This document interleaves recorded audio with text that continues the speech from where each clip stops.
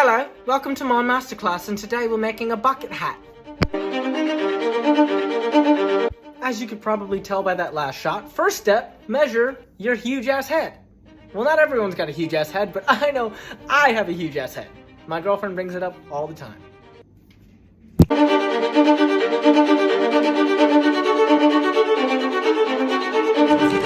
Okay, welcome to Joe's Fabric Corner, where I keep loads of shit that I've bought over the years that I have never used or will ever use. But will I throw it away? Absolutely not. Got this leftover shirt that I'm just gonna cut pieces out of and some leftover cotton, and that's how we do this. Let's do it.